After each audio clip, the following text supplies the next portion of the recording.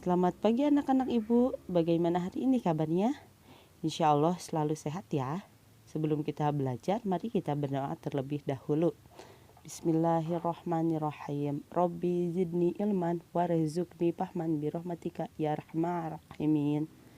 Pada hari ini kita akan belajar tentang energi alternatif dan penghematan energi.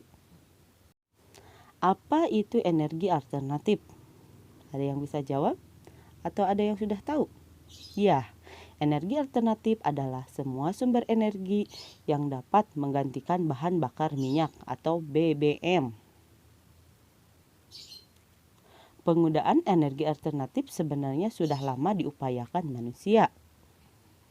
Saat ini usaha tersebut semakin meningkat karena semakin sedikitnya persediaan bahan bakar minyak. Sumber energi alternatif haruslah sesuatu yang mudah diperoleh, murah, dan tidak pernah habis. Nah, contoh energi alternatif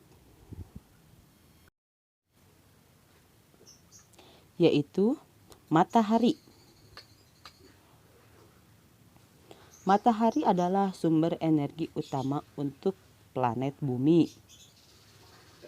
Energi yang dihasilkan matahari berbentuk sinar dan panas.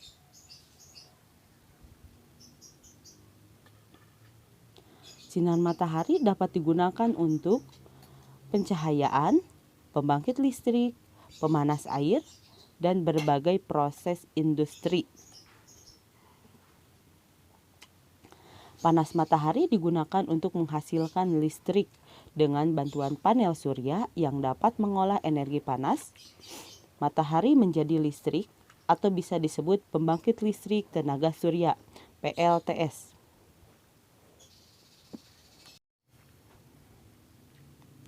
Contoh selanjutnya yaitu energi angin. Energi angin adalah energi yang berasal dari hembusan angin. Energi angin dimanfaatkan untuk membuat pembangkit listrik tenaga angin (PLTAN).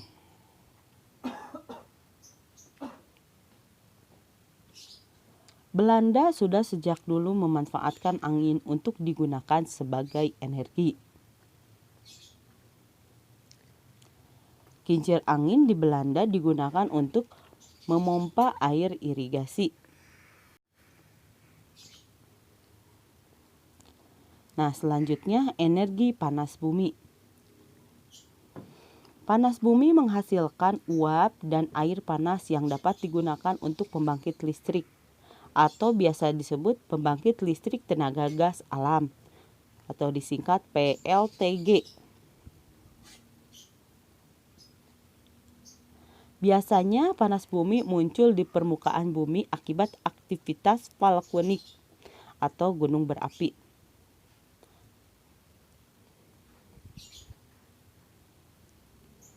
Selanjutnya, energi gas alam. Gas alam adalah gas yang terkumpul di bawah tanah dengan berbagai macam komposisi campuran hidrokarbon yang mempunyai daya tekan tinggi. Gas alam setelah diolah kita kenal dengan nama LPG. Selain untuk memasak, gas ini dapat pula digunakan untuk kendaraan bermotor, bahkan untuk mengendari mesin-mesin. Nah, selanjutnya energi gelombang laut. Energi dari gelombang laut dan pasang surut dapat dimanfaatkan untuk menghasilkan listrik. Energi yang dihasilkan gelombang air laut hanya bisa dimanfaatkan di sekitar daerah laut. Nah, sekarang energi nuklir.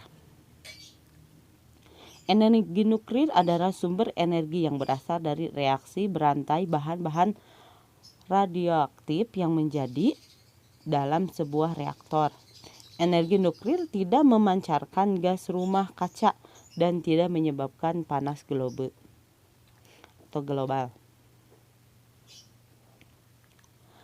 Akan tetapi memanfaatkan nuklir dibayangi oleh persoalan lingkungan dan kesehatan. Kebocoran radiasi sangat membahayakan kesehatan manusia dan lingkungan hidup.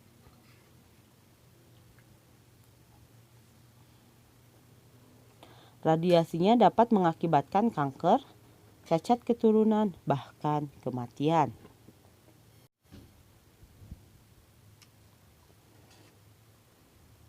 Nah, sekarang kita ke penghematan energi.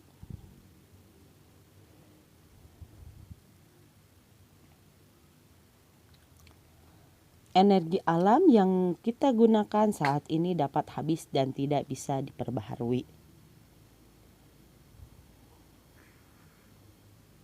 Kita harus menghemat energi karena sumbernya semakin berkurang.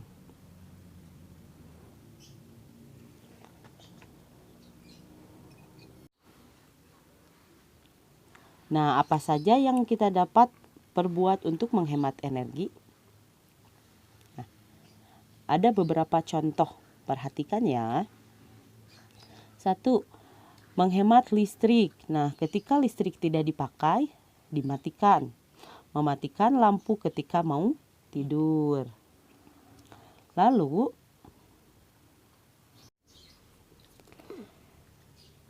mematikan lampu saat meninggalkan ruangan.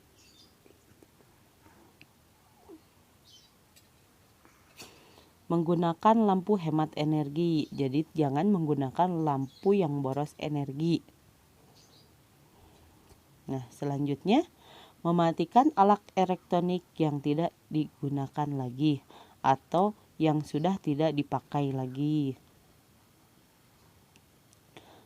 Selanjutnya, tidak menyalakan AC atau kipas angin saat cuaca lagi dingin. Karena cuacanya sudah dingin ya, jadi tidak perlu menggunakan AC atau kipas angin. Selanjutnya, menghemat BBM, yaitu menggunakan kendaraan umum ketika berpergian. Jadi tidak membawa. Nah, gunakan kompor gas daripada kompor minyak tanah. Selanjutnya, hemat air sebelum terlambat ya. Gunakan air seperlunya. Jadi tidak membuang-buang air. Lalu, matikan keran setelah digunakan.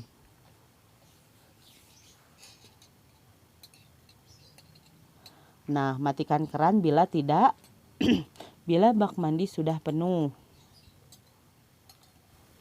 Nah, untuk pembelajaran hari ini dicukupkan sekian dulu ya. Wabillahi taufiq wal hidayah. Wassalamualaikum warahmatullahi wabarakatuh. Selamat belajar. Semoga bermanfaat. Amin.